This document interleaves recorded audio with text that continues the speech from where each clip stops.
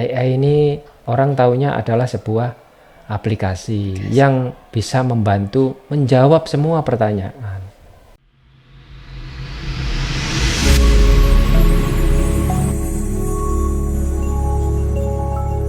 Assalamualaikum warahmatullahi wabarakatuh.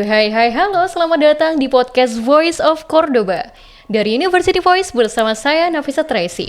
Hari ini kita punya topik yang menarik dan hangat diperbincangkan, yaitu terkait bagaimana sih peran AI dalam pendidikan. Apakah akan menjadi peluang atau ancaman? Mari, hari ini kita kedatangan tamu yang super spesial nih dari Radar Banyuwangi. Narasumber kita adalah Bapak Bayu. Oke, selamat datang Bapak di universitas kami. Waalaikumsalam warahmatullahi wabarakatuh. Oke, bagaimana Bapak kabarnya? Alhamdulillah, ini yang kali kedua ya kita ke sini. Kebetulan dengan tujuan yang berbeda, dua-duanya akhirnya berakhir di ruang ini ya, ruang podcast ini. Alhamdulillah Pak. Yang betah ya Pak ya? Ya, ini alhamdulillah ruangannya nyaman sekali nih. Iya. Saya pikir dari semua ruangan di kompleks ini, di lingkungan yang paling nyaman yang di sini. Alhamdulillah Pak. Baik, mungkin tanpa berlama-lama lagi kita langsung masuk saja ke pertanyaan pertama ya Pak. Sebetulnya AI itu apa sih Pak? Mungkin bisa dijelaskan kepada kita di sini semua para pendengar Voice of Cordoba. Baik, terima kasih. Ini pertanyaan yang sangat bagus. Pertanyaan yang sangat mendasar. Yeah. Yang semuanya itu jawabannya bisa kita cari. Gitu. Jadi ini mungkin bisa saya sampaikan bahwa kenapa kok tiba-tiba ini kita ngomongkan soal kecerdasan buatan atau artificial intelligence atau kecerdasan buatan ya, AI ya, lebih singkatnya. Karena baru saja kami melakukan diskusi kuliah umum membahas masalah peran AI sebagai katalis ya untuk pembelajaran. Jadi ya menarik sekali diskusinya, sehingga tiba-tiba kemudian kita ngomongkan soal AI. Gitu. Jadi pemirsa kan juga perlu tahu latar belakangnya. Kenapa kok tiba-tiba kita ngomongkan AI? Ternyata padahal di lingkungan kampus ini ternyata tadi dari hasil ini hampir semuanya sudah familiar sama AI. Cuman meskipun sudah familiar, mereka masih malu-malu untuk membuka atau mengungkapkan saya sudah pakai. Barangkali ada rasa khawatir apa gimana ya? Mungkin karena tugas-tugasnya dibantu sama betul. AI. Jadi intinya sekarang memang lagi banyak diperbincangan AI di sana, AI minta bantuan AI. AI ini apa sih gitu. Tapi yang paling populer di kalangan kita, terutama kalangan kependidikan, AI ini orang taunya adalah sebuah aplikasi yang bisa membantu menjawab semua pertanyaan. Meskipun pertanyaannya apa jawabannya belum tentu itu benar. Atau belum tentu jawabannya tepat. Jadi pada intinya mereka menjawab karena mereka ini sebuah mesin yang dirancang untuk melakukan jawaban atau melaksanakan perintah, karena tidak hanya teks ya. Bisa disuruh bikin gambar, ilustrasi, foto, sampai video, sampai suara, sampai apa. Jadi kecerdasan yang memang bukan kecerdasan alami. Jadi namanya artificial itu kan buatan. Ada betul. Kalau di konsep lingkungan ada namanya artificial reef misalnya, berarti terumbu karang buatan. Jadi ditanam, sengaja ditanam. Kemudian kecerdasan buatan. Ini buatan siapa gitu. Jadi sebenarnya ini hanya kumpulan data yang sangat besar dengan menjawab sebuah pertanyaan dengan dasar yang paling basic adalah ilmu bahasa dari sana, sehingga dia tetap bisa menjawab dengan kalimat yang sebaik mungkin versi mesin, sehingga seolah-olah itu bisa mampu melakukan semuanya. Pun demikian dengan gambar. Jadi kecerdasan buatan di sana dia sebenarnya berbasis data gitu. Dia dimintai bantuan untuk membuat gambar, misalnya gambar orang, wanita Indonesia, pengajar SMK, wajah Jawa, misalnya dengan perintah atau dalam bahasa AI itu prompt ya, perintah ya, prompt. Dengan sedetil mungkin dia akan menggabungkan karya-karya seniman itu sesuai dengan permintaan. Wajah Asia, Jawa seperti apa, jilbab. Makanya kata kunci dalam menemukan jawaban atau permintaan kita ya, gambar atau apapun yang kita harapkan dari AI itu sedetil mungkin. Jadi semuanya pada kesimpulannya AI itu sebenarnya adalah kumpulan data yang kemudian dijalankan oleh mesin untuk menindaklanjuti perintah. Nah, perintahnya apa sekarang lah itu? Tergantung ya Pak. Tergantung siapa yang menggunakan begitu. Oke. Lalu berbicara tentang AI nih Pak, karena kita di konteks pendidikan seperti itu. Nah, menurut dari perspektif Bapak Bayu ini sendiri, apakah ada kemungkinan tidak sih AI ini nanti bisa menggantikan peran guru? Karena kita tahu bahwa sekarang sudah banyak ya Pak AI seperti tutor dan lain sebagainya. Jadi bagaimana menurut Bapak? Ini karena perspektif ya, sudut pandang saya. Apakah AI ini mampu menggantikan peran guru?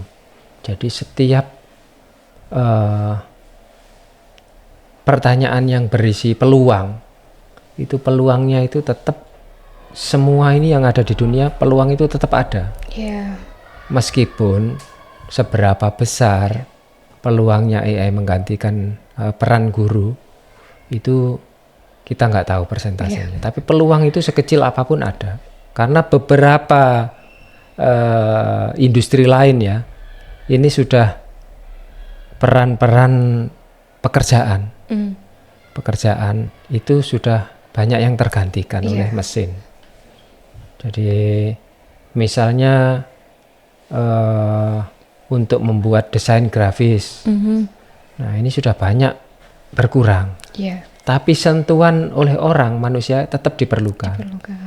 Sehingga banyak juga untuk, karena ini berbasis bahasa ya, untuk koreksi, misalnya tukang koreksi, untuk mengoreksi tata bahasa yang benar bagaimana. Ketika itu dia ada aplikasi tentang itu, tentang koreksi bahasa, tata bahasa, tentu saja peran juru koreksi bahasa, editor bahasa akan berkurang. Nah, seperti juga ada banyak contoh, itu beberapa apa yang bisa kita lakukan selama ini yang dilakukan orang kemudian tergantikan oleh AI. Jadi tetapi untuk kependidikan ini saya pikir peluangnya masih banyak, harus campur tangan manusia. Ya, karena menurut saya ini sudut pandang saya ya, siswa atau mahasiswa ataupun santri ini melakukan proses belajar. Jadi proses edukasi ini bukan hanya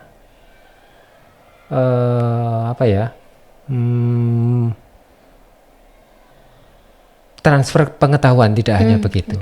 Tetapi proses pembelajaran ini adalah membentuk sebuah individu menjadi yang tidak hanya mempelajari ilmu pengetahuan, tetapi bagaimana dia itu menjadi seseorang yang lebih dewasa.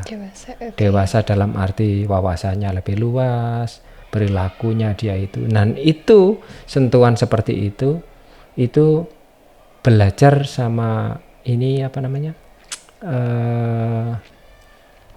Mendidik sama mengajar ya. Ini prinsipnya sebenarnya sama. Tapi mendidik itu adalah membawa atau mengantarkan individu ini, siswa, menjadi bagaimana dia lebih terdidik lebih baik. Kalau dia hanya mengajar saja, mengajari ilmu ya sudah cukup. Mungkin peran-peran itu bisa sebagian diganti oleh mesin ya, atau kecerdasan buatan. Tetapi untuk sikap, mendidik, jadi pendidikan ini bukan lagi pengajaran ya, Departemen Pendidikan, Kementerian Pendidikan, Dinas Pendidikan, ini mengantarkan orang, mendidik orang untuk ini, yang itu tidak bisa sepenuhnya dilakukan oleh mesin. Makanya guru jangan berkecil hati, tetapi guru ini bisa menguasai teknologi AI itu untuk mengantarkan atau mendidik siswanya menjadi lebih baik. Oke, baik Bapak Bayu. Terkait dengan AI itu sendiri, kita tahu bahwa apapun AI-nya selalu ada buat kita. Misalkan kita butuh, tolong carikan artikel saya tentang apa-apa, atau segala sesuatu tugas siswa atau mahasiswa itu bisa dikerjakan dengan cepat dengan bantuan AI. Lalu menurut Bapak Bayu ini, kira-kira apa sih tipsnya agar kita seluruh pendengar Voice of Cordoba juga itu tidak terlalu bergantung dan menjadi malas gitu. Kan kita menjadi tidak kreatif nih Pak kalau gitu kan, kalau misalkan dibantu AI terus. Jadi bagaimana sih tipsnya agar kita selalu bisa menonjolkan kreativitas kita walaupun kita menggunakan AI seperti itu Pak? Bagaimana supaya tetap menjaga kreativitas ya. Ini yang paling penting, ini kreativitas ini kan harus diberi ruang. Betul. Memberi ruang siswa atau mahasiswa untuk berkreasi itu kan tidak hanya berupa itu. Fisik di luar juga bisa, tetapi perlu diingat juga AI ini adalah basis data yang sangat besar. Ternyata untuk memanfaatkan AI itu juga butuh keahlian tersendiri. Betul. Ya, ini yang sampai menjadi perdebatan itu sampai levelnya. Karena saya yakin AI ini hanya kumpulan data, tapi setiap individu itu dia mau berkarya, pasti dengan perintah yang berbeda. Tidak mungkin perintahnya sama dan hasilnya juga tidak akan sama. Nah, inilah yang di sana kreativitas itu sudah tidak lagi kreativitas konvensional, tetapi bagaimana menciptakan karya atau kreasi yang sesuai dengan keinginan kita. Nah, setiap orang itu sudah tahapannya sudah sampai segitu. Bukan lagi ini ya, oh saya kreatif mau bikin barang gitu, mau bikin kerajinan, mau bikin ini gitu. Oh saya bikin printer yang ini sudah nyetak barang itu, sudah bukan hal yang berbeda itu lagi. Tetapi begini, dengan sarana data yang ada, itu bagaimana mereka berkreasi, menghasilkan karya melalui AI dengan hasil yang sesuai keinginan mereka. Nah, ini yang pertama. Itu kreativitas itu sudah mencapai di dalam lingkup AI sendiri, menggunakan AI, itu kreativitas itu ada ternyata di sana gitu. Dan yang paling penting, ini kan dunia pendidikan itu tidak hanya urusannya siswa, tugas dan sebagainya. Tapi di sana ada pengajar. Nah, baik guru maupun dosen. Nah, guru maupun dosen Nah, ini perlu juga peningkatan kapasitas maupun peningkatan kreativitas. Jangan sampai siswanya kreatif membuat ini bukan karyanya sendiri, tapi guru tidak punya antisipasinya. Nah, dari sana bagaimana tuntutannya kan? Guru maupun pengajar atau dosen ini bagaimana mereka mengantisipasi dan memberikan pemahaman sama penilaian. Kuncinya guru yang harus menguasai. Kalau muridnya bisa membuat ini pakai AI, dia bisa mengantisipasi bagaimana tugas itu, apakah dia punya pengecekan terhadap karya ini, apakah karya ini murni karya siswa, apakah dia hasil ini konteksnya begini ya. Kita minta bantuan AI dengan kita membuat tugas plagiat. Plagiat ini mencontoh karya orang. Sedangkan AI itu dia data banyak sekali. Dia minta bantuan supaya mengerjakan ini sesuai dengan yang diharapkan. Jadi karya dari hasil kreasi dia yang minta bantuan AI belum tentu itu karya plagiat meskipun full 100%.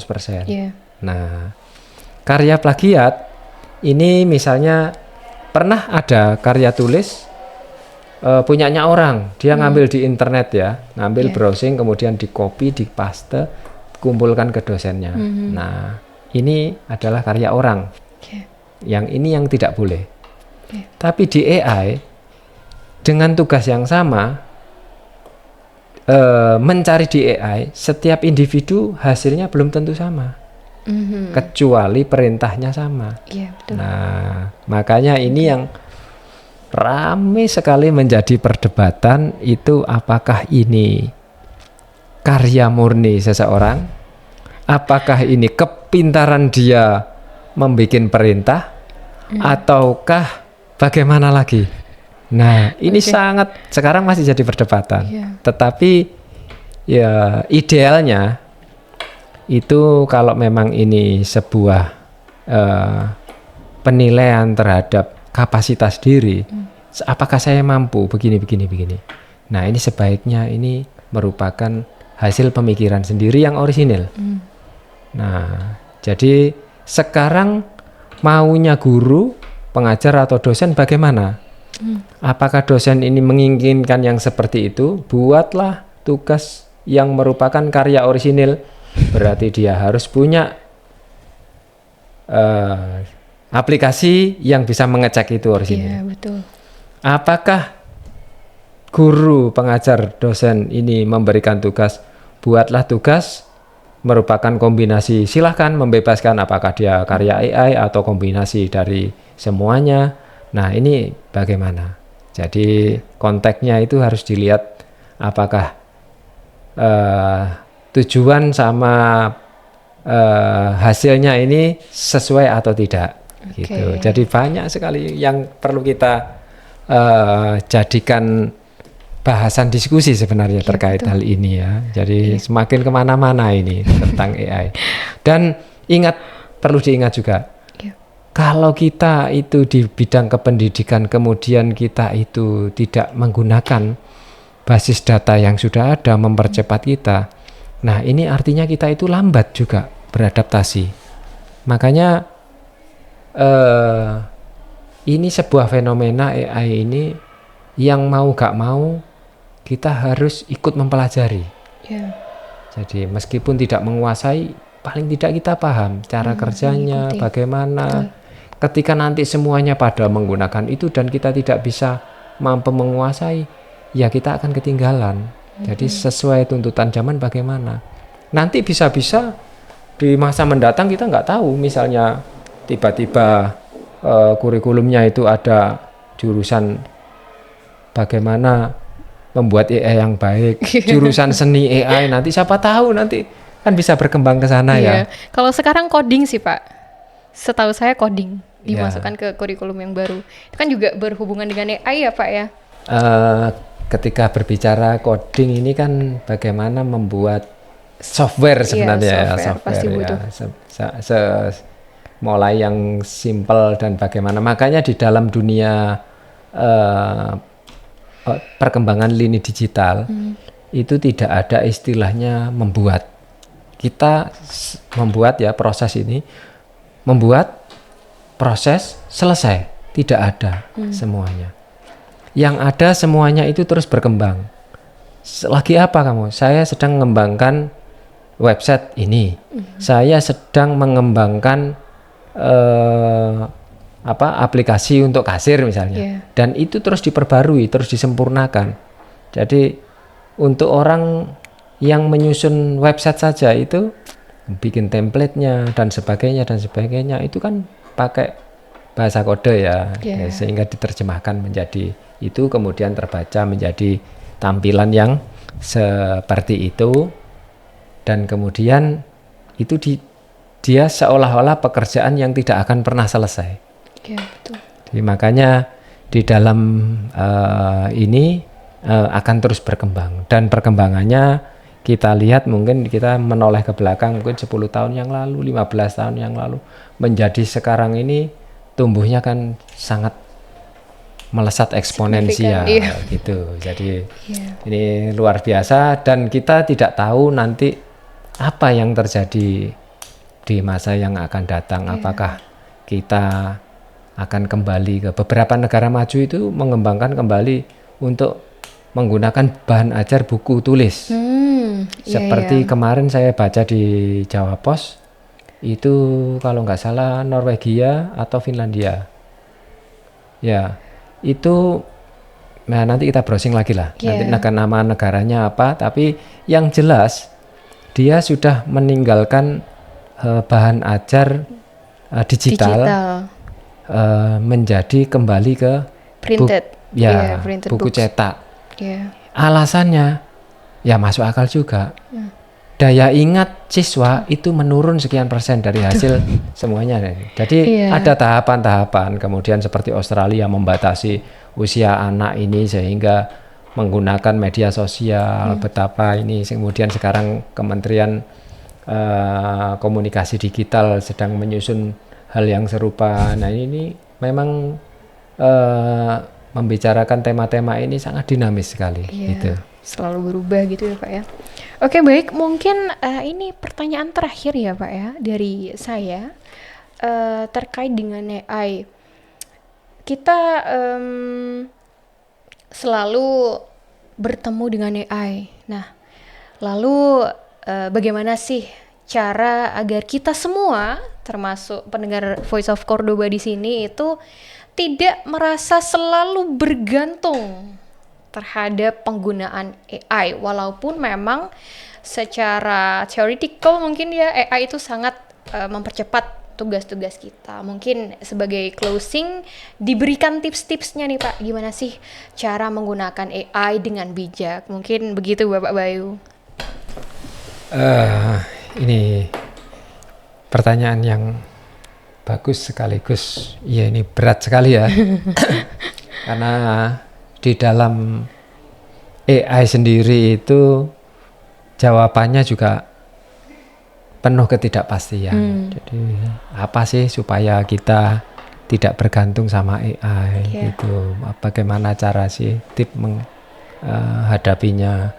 Ini kan kembali kepada diri kita masing-masing ya. Jadi semua ketergantungan ini porsinya kan harus ini